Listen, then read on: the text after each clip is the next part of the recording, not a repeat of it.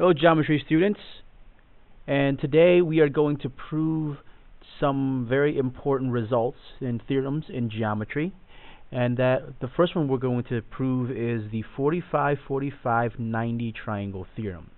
And it says that in a 45-45-90 triangle, the hypotenuse is the square root of 2 times as long as each leg. In other words, if we're given this picture that these two angles are congruent, they're both 45 degrees, y is the hypotenuse and x is one of the legs, then we need to show that y is equal to x times the square root of 2. And the way that we're going to do that is really to use the Pythagorean theorem and do a little bit of algebra. So one, we know that, maybe I should name this triangle ABC, that AB is also equal to x. And the reason for that is that triangle ABC is isosceles. So this is the base angle's converse. So this was a while ago that we did this. You should look this up if you've forgotten about this. So basically it says that if these two angles are congruent, then the two sides opposite those angles must also be congruent. And then from on here on out, we can use the Pythagorean theorem. X squared plus x squared is equal to y squared. Combine like terms, and we get 2x squared is equal to y squared. Next, take the square root of both sides. So we are trying to solve for y in terms of x. So we just take the square root of both sides.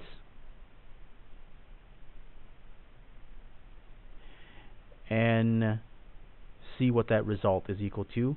On the right hand side of the equal sign, this is just y. And on the left hand side, we have the square root of 2 times the square root of x squared, which is just x. Okay. And there you have it.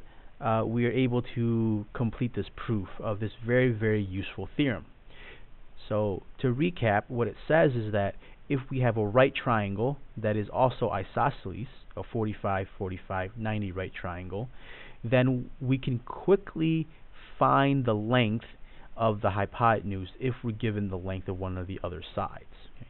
And we could use the Pythagorean theorem, but we don't have to, because this is a very special case, and there are some nice properties that allow us to solve this problem quickly. Now I'm going to show you a quick example of why this is true and of how this applies. So here I have a question, a very simple question that says solve for the missing side, x. Okay. So if we apply the 45-45-90 theorem that we just proved, this is the hypotenuse and this is the leg, and we have the special case that this is 45 degrees, that's 45 degrees, so those angles are congruent. So that means these two sides must also be congruent. So we can use the 45-45-90 theorem, and we can find this result pretty quickly. And simply that x is equal to the leg, which is 6, times the square root of 2. So the hypotenuse is equal to the leg times the square root of 2, and that's it. We're done. Okay. I'm going to show you, just so in case you're skeptical, if we can also use the Pythagorean theorem, and I bet you we'll get the exact same answer. Okay. So this side length here is also 6 because both of these are congruent. So we can set this up as 6 squared plus 6 squared equals x squared. On the left-hand side here, we have 36 and 36, so that's 72 is equal to x squared. Square root of 72 is equal to x. And we can simplify this radical here, 72. Well, it factors into 36 and 2. That's very convenient.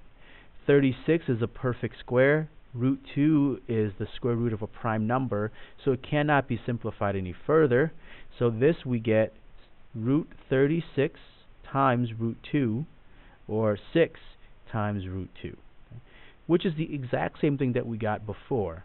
But because this is a special case, we really didn't need to use the Pythagorean theorem. We could have just used the 45-45-90 theorem. And the fact is that when we do the proof of the 45-45-90 theorem, we're going through this process here, these three steps, over and over again. Okay, so someone just made a shortcut and said, oh, why don't we just use x and y and find a short way of doing this.